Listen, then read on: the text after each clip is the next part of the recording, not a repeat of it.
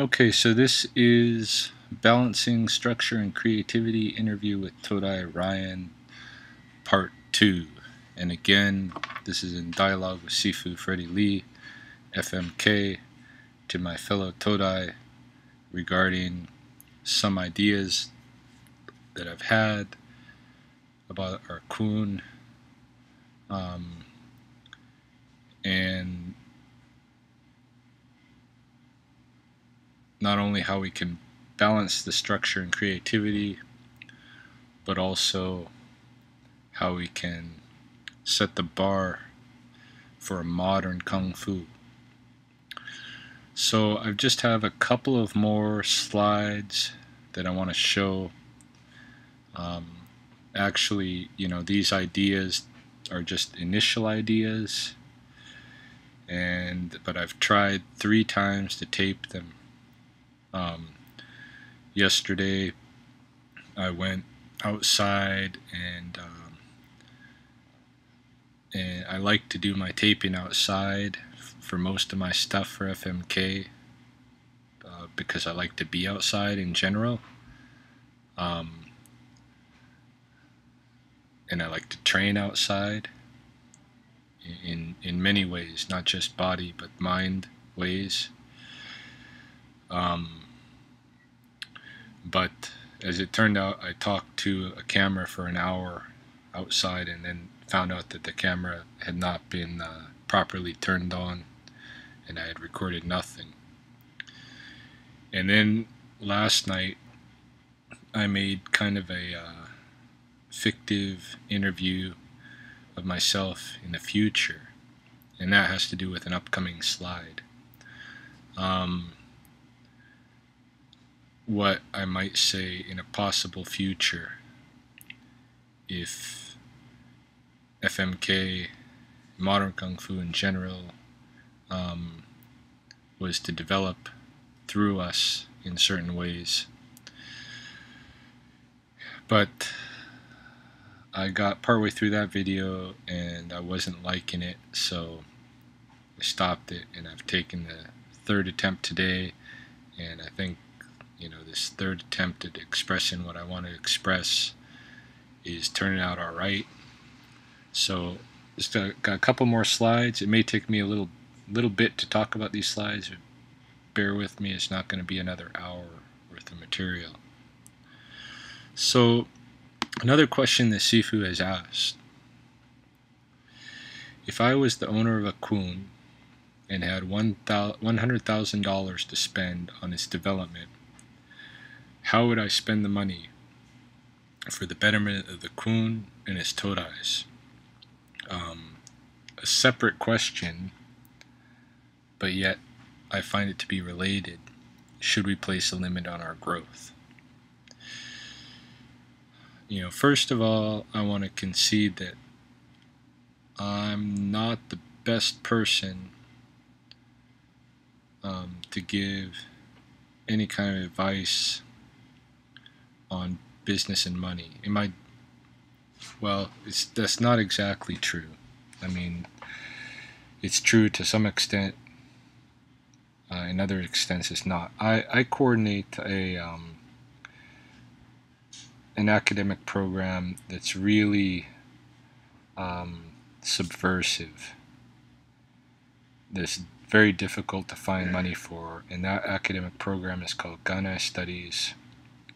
It takes place at Red Crow College on the Blood Indian Reserve, and it's based in Blackfoot, in the Blackfoot knowledge paradigm rather than the mainstream. And the reason it's so subversive, though, is because it's a post-secondary program, meaning it's a university level, college level program, and we are validating indigenous knowledge, and really the mainstream would like indigenous knowledge not to be completely validated, but to be boxed in as something called culture. Sometimes they want to box it in as something called spirituality. There's these kind of labels that they use to make it seem like it's not really real knowledge. And so my program has no base funding. I have to secure funding for the program to support the program through tuitions of students and research grants. So I'm able to craft research grant proposals in a way that seems like, I'm fairly successful at bringing some money in to support research, and some of that research grant money helps to keep the program running.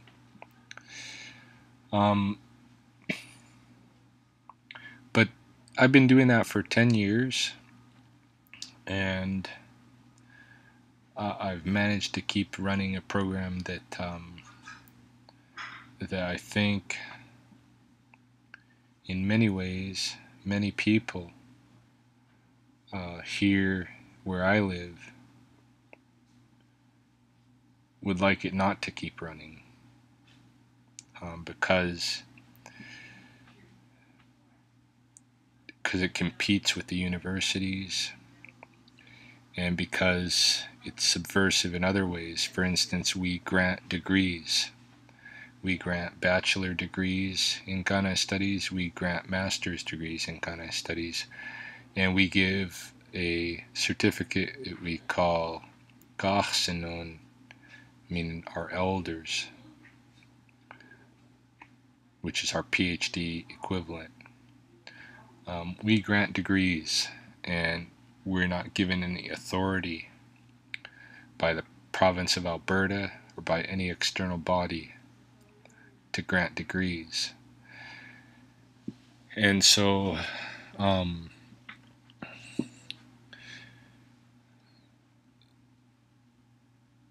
have faced a lot of resistance, and a lot of it has been financial resistance in my job, and yet I've been able to maintain the program.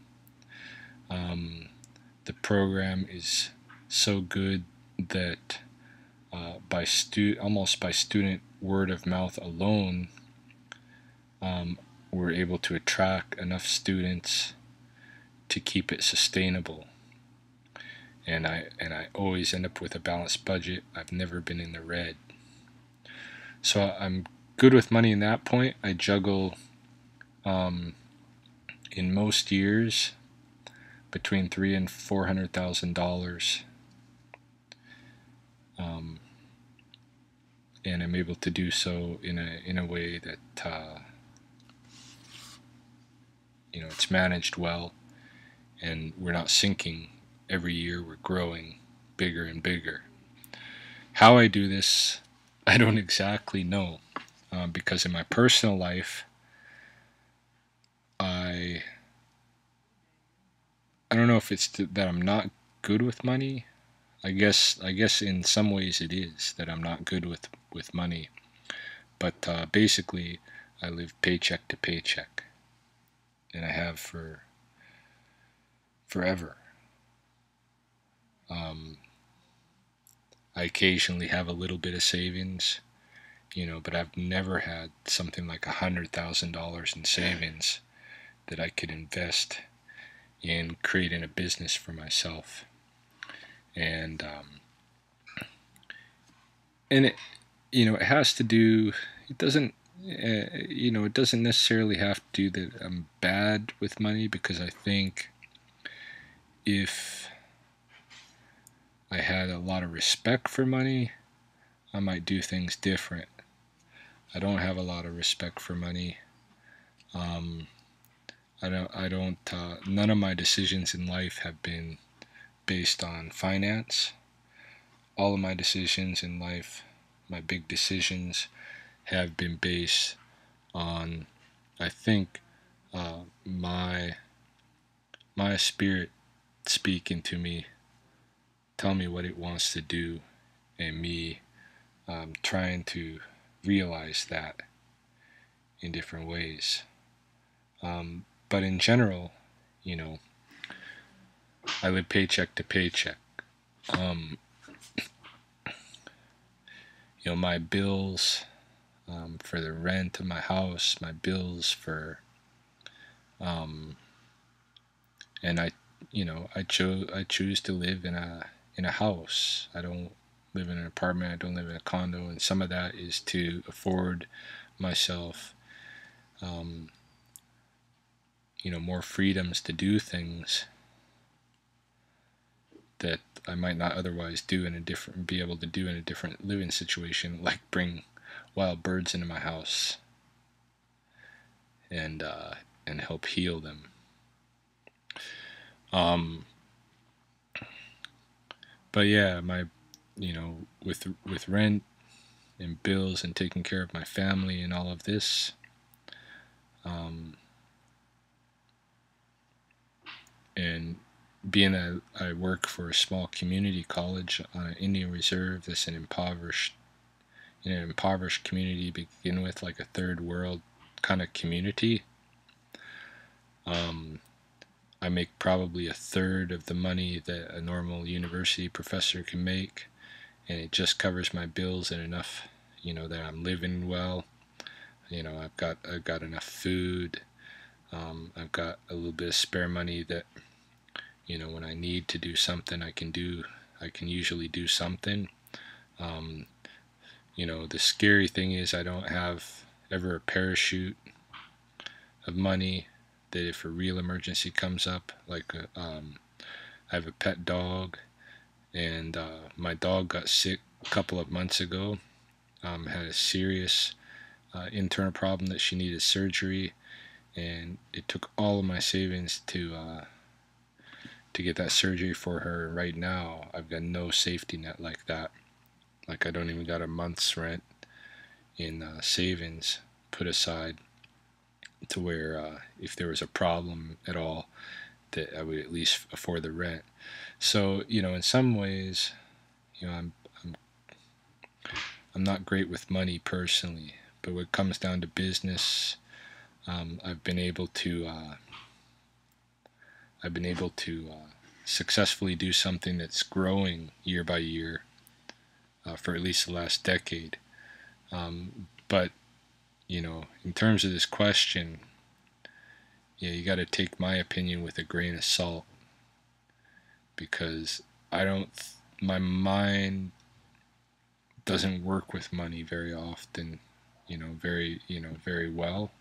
I guess. I mean, it works with money all the time, but my concentration, it goes into the business as well. The business of Ghana studies is doing what I think should be done regardless of the finances. I'm just going to keep going.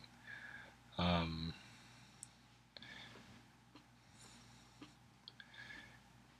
I think when you have something you want to do and something that you're passionate about, um, there's no obstacle, including money, to do it. And so I just, I don't put a lot of thought about money. But this said, putting myself in this scenario, if I was the owner of a Kun and had $100,000 to spend on its development, how would I spend the money for the betterment of the Kun and the Todais? First of all, I'd make sure the Kun was set up with the equipment that I needed for what I wanted to get done. If I needed mats in our training, I'd have the mats there. If I need weapons, I'd have the weapons there. One thing that I noticed in other, like I was involved in Aikido school at one time, and in that Aikido school, when it came to weapons, there was enough Jo and enough Boken at the dojo that nobody needed to bring their own. There might be 30 people in the class, but there was enough to go around. Everybody could train. So having the equipment on site, I think, is important. And I don't think with $100,000, I don't think the equipment's going to take a big bite out of that. And then after that, you need to consider the expenses of the kun, which I imagine are like rent expenses, utility expenses. For our kun, for FMK, there's going to be some internet expenses, although they're not going to be really that expensive. To keep a website going is not really that expensive. So these are the base expenses. You need to tally up all those base expenses and how much they cost, and then volley that against how much income you can get, so you know how many todai need to be involved in this kun in order to make sure that there's at least a break even. Ideally, we want Sifu to be free, to not have to do other work, to be able to focus entirely on FMK. And so that's something to look at too. In order to make that happen, how much needs to be coming in. But I think when a school is beginning, like any beginning business, there's going to be some hardship. Once you ride out that hardship, and don't let the hardship break you down, then it will grow. Now, martial arts school, though, and that's where it comes to, should we place a limit on our growth? The growth of a martial arts school can change the quality of what people are getting out of participating in that martial arts. If you have a huge kun with hundreds of people, then it becomes a very impersonal business. But at the same time, in the same token though, I think we're living in an era with the internet, and I think there may be ways, although you might have to kind of like put a limit on the growth at certain points where it seems to be getting, if it seems to be getting to the point where Sifu, that you can't learn enough personally about your todai to be able to really engage them in their training, then that needs to be the limit, right? That needs to be the limit, temporarily at least. But there's a way to grow in martial arts where once you get some senior todai, they can help relieve some of that responsibility. And another thing that I think is that if the core principles of the kun are understood and made very clear and understood deeply by the todai, then it's possible for todai to work together, to work kind of in tandem, in buddy systems, to realize that, and that can help both relieve some of the pressure of growth, and it can help strengthen that relationality aspect of the school that I think is very important. But the main thing, first off, I guess, is to get sustainable, right? You want to be able to break even so that the school is not ever in any jeopardy of closing. The kun is going to be there and then grow to that extent that can be properly supported. And and I think of like when I think of properly support, I think of, my teaching experiences. And when I'm teaching at my college, the most I'm going to have maybe in a class, it's going to be 30 students, but most likely it's going to be less than that in a class. It might be 15 students. And I can get to know them very well personally, and especially if they're there for a number of years, then I can get to know them very well and give them the my attention, so that they're benefiting from me. But I've taught on occasion in universities where the class might be 150 students, and I'll never even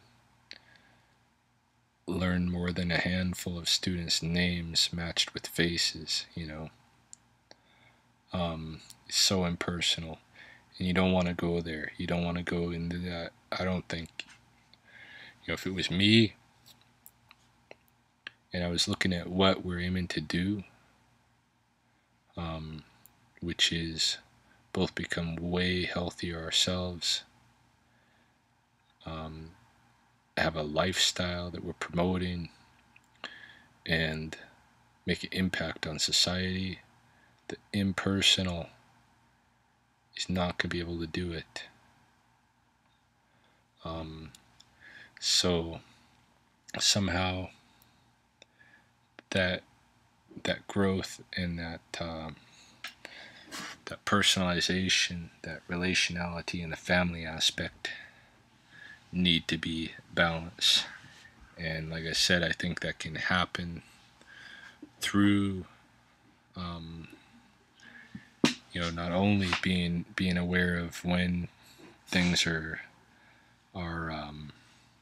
when there's getting to be too many todai for sifu for you yourself to be able to attend to, but also it can happen through fostering relationships between todai, and relationships that are built on the core principles, on working together on the core principles of modern Kung Fu. Another thing that I think, in terms of the money investment that I would do, is merchandising and advertising. And like one thing that I noticed myself personally in the region that I live, and the way that I've approached FMK, where I told you I wasn't interested in rank, and I should explain that a little bit too. Maybe I'll explain that a little bit on the next slide. But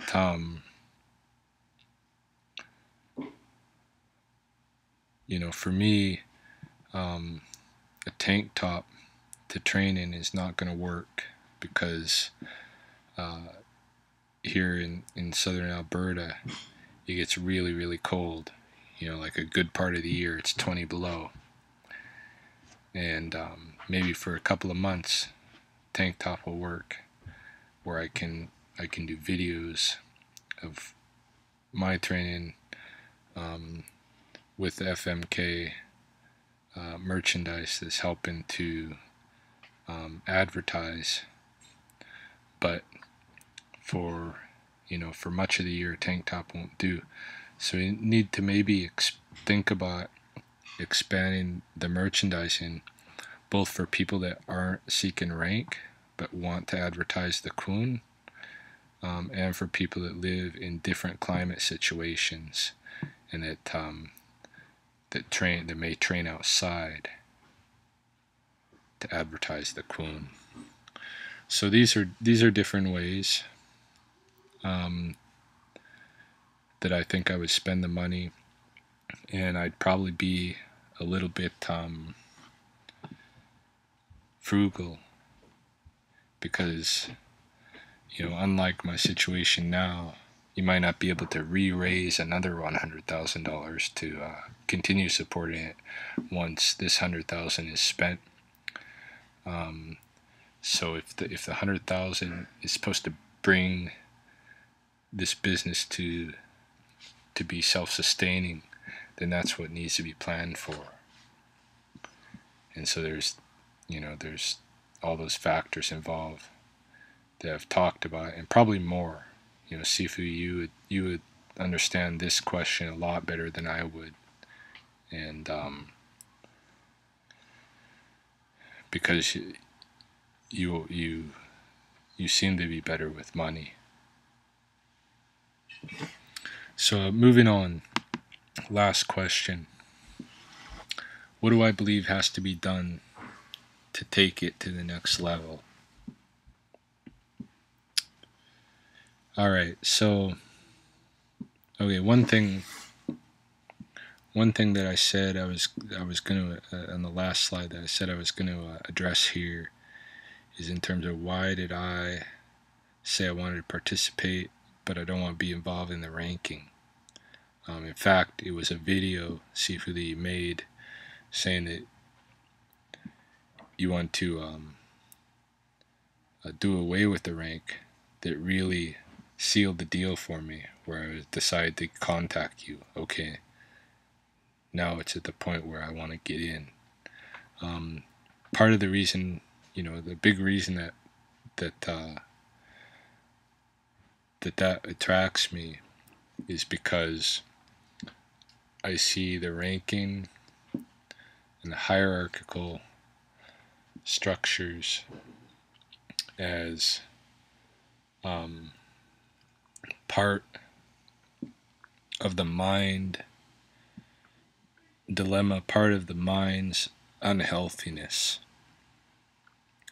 And if we're training the body, mind, spirit to be more healthy, when we set up apparatus like that, we're setting up obstacles to that. And this comes right down to the structure versus creativity question that's underlying this whole discussion. Because you can't be afraid of structure. You shouldn't be afraid of it. Structure, some level of structure might be needed to accomplish certain goals. But you can't let that structure, at the same time, while you may adopt the structure to accomplish a certain goal, you got to almost look at the structure like a discipline, right? So if you're trying to break out of a habit or a habitus, then you have to adopt a different structure and discipline yourself to follow that structure. Once you've followed it for a while, with that discipline, with that structure, you don't need the structure anymore, right? And so I think that is one thing to consider in terms of how to balance the structure with the creativity, is we need to look at, okay, what do we want to, what is the next step we want to take in the development of FMK? What structuring are we going to need to bring it there? And then once we get there, do we really need that structure anymore? And for me, what I heard from you, Sifu, was that you had gotten to the point where you didn't really need to require or feel the need to require the rank structure anymore. And that's the point I want to jump in on, because I think that's a very interesting experiment, because you've eliminated something there that's a really big obstacle to fulfilling that health of modern kung fu in most schools, in every school that I've ever been aware of. I can tell you that when I was in Aikido, when I was going to school in Boston and I was doing Aikido, one interesting thing there is that while there's hierarchy,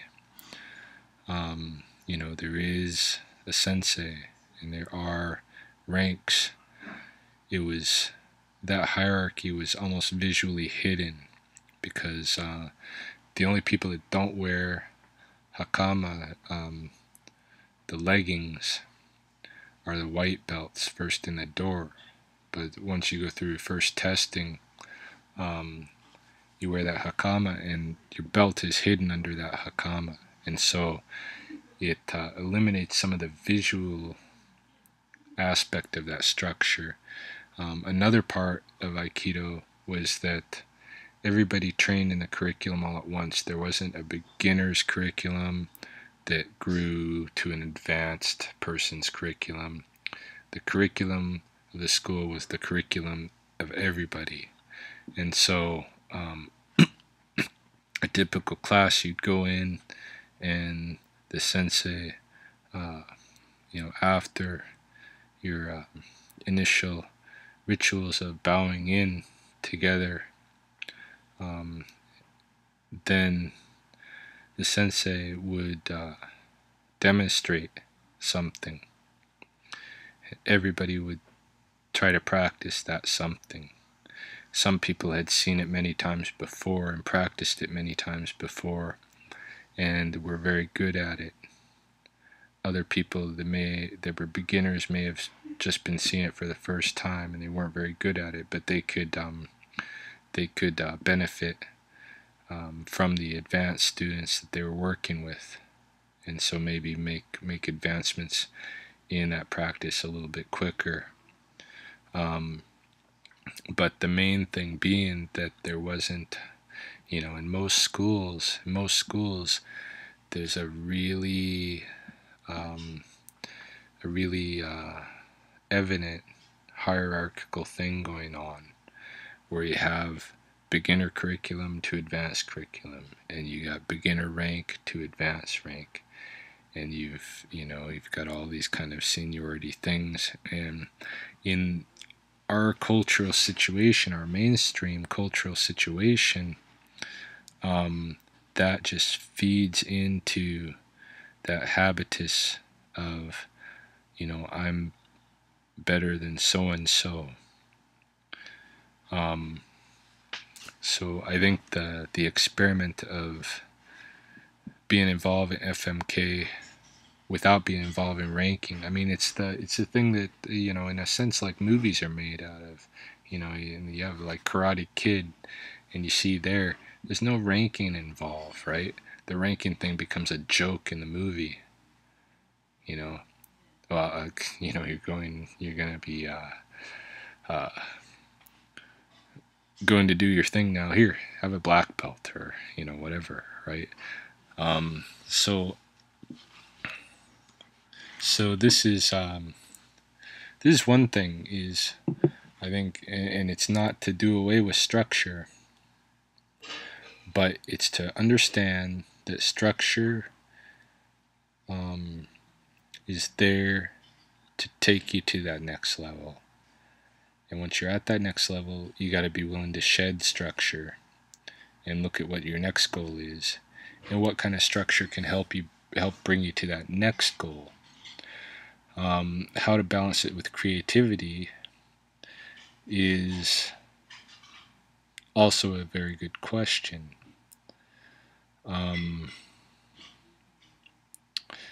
One of the ideas that I had,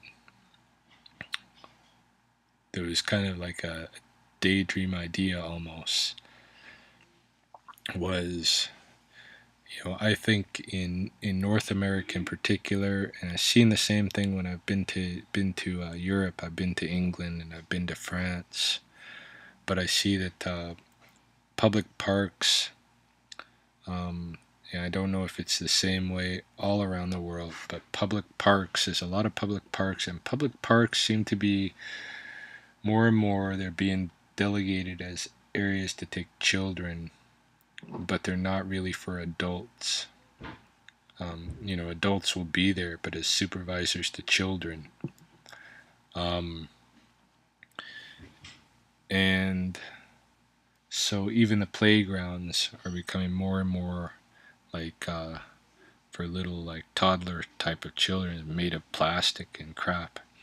When I was growing up, the playgrounds were hard metal bar. They weren't this plastic cased thing. But in any case, I think it's been one of the failures of our society, of our modern society, to think that adults don't need the play. right? And that these we build lots of parks and lots of playgrounds, but they're all like focus on aesthetics and children, but they're not really being adequately used by adults. Um,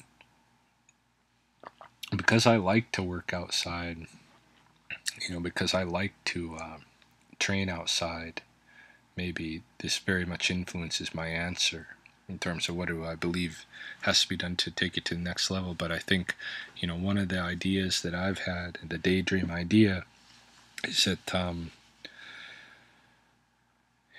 what if we did something like, and this goes into the balancing of structure and creativity, but what if we did something like those Todai who were interested said, next summer I'm going to offer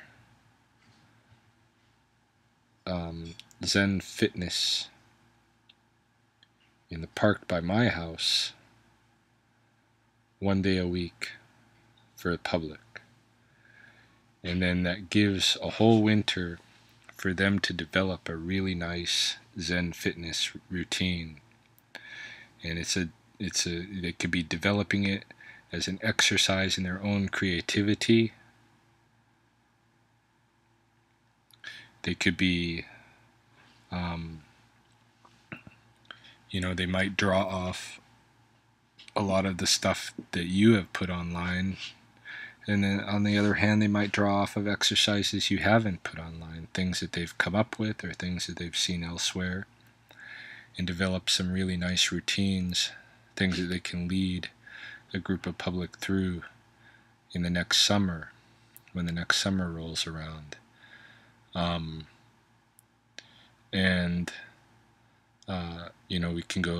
They could go back and forth, like they could show how their routine is developing, and other Todai and yourself, Sifu, could give, tips how they might even make the routine better.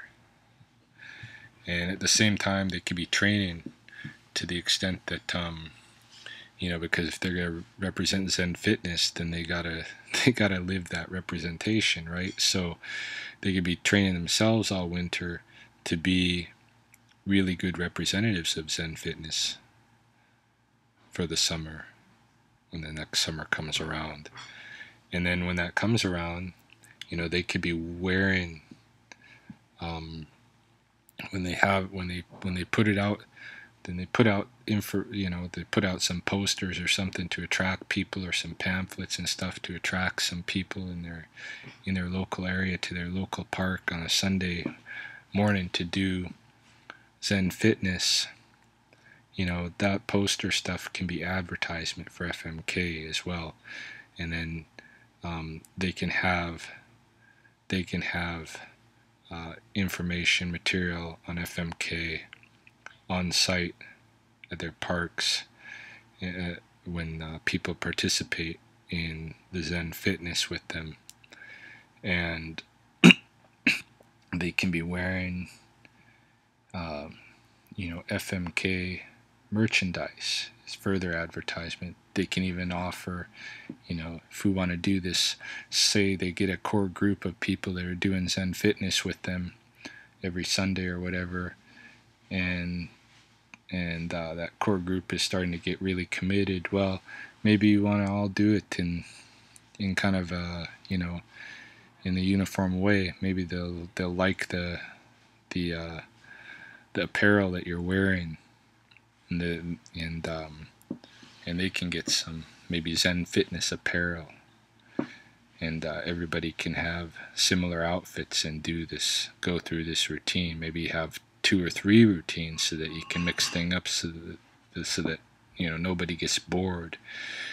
And if you get a core group of people that are really interested in it, that are just loving it, maybe they'll also be interested in modern Kung Fu.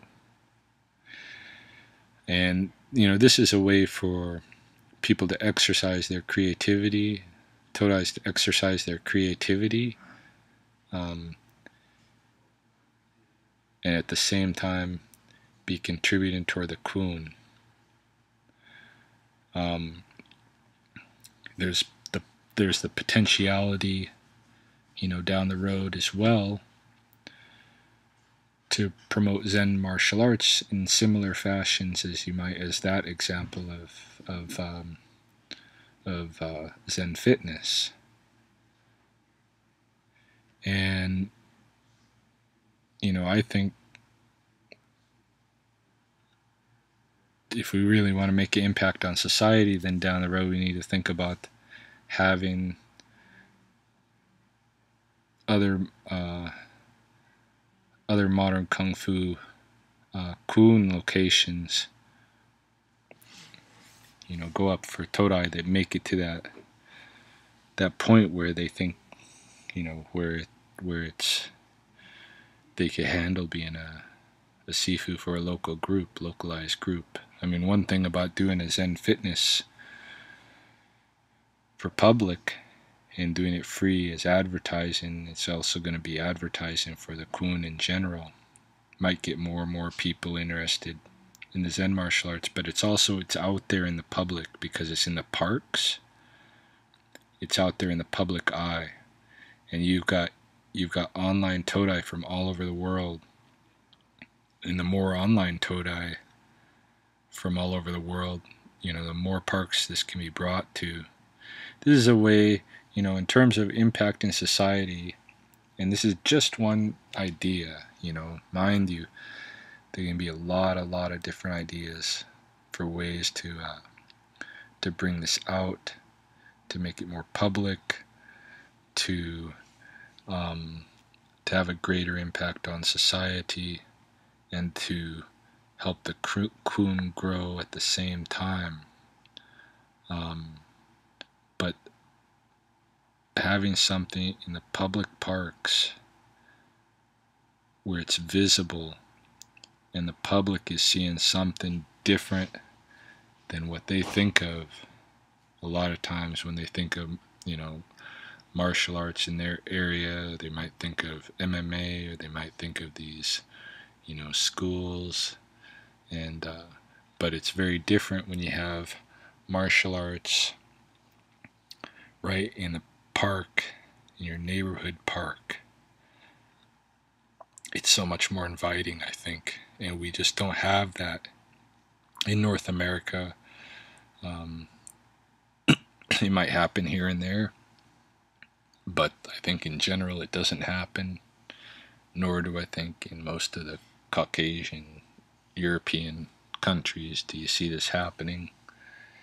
And I think that's one direction we might want to bring it as an idea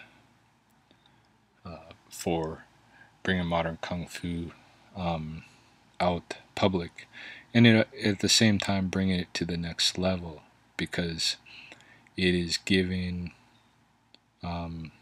Todais opportunities to develop their own while maintaining that kun that we're building. Hey, that they're not stepping out, starting their own thing per se, but that they're able to make express creativity and at the same time contribute to the kun. And I think we need to consider similar type of things for Zen martial arts, because the martial art practice too, if you get people involved in the kun that have been Todai, they've been training for a while, they need to start learn to create. If you get people that have some martial arts background to begin with that come in the kun, maybe what they need to work on is learn to create.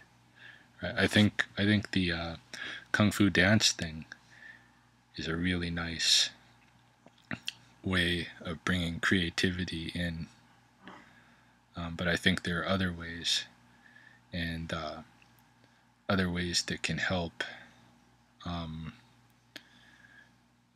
help develop the kun at the same time that this creativity is being expressed. So those are some of my thoughts, and I realize now I've gone almost another hour. So hour and 45 minutes to respond to these questions, and I'm still thinking, my mind is just reeling with different ideas. By tomorrow I'll probably have more ideas. So I want to get these ones out and out there to add to the discussion and see where it goes from here. So thank you for the opportunity, and if you've come through this whole thing, thanks for listening to me babble on, and I'm looking forward to the further discussion.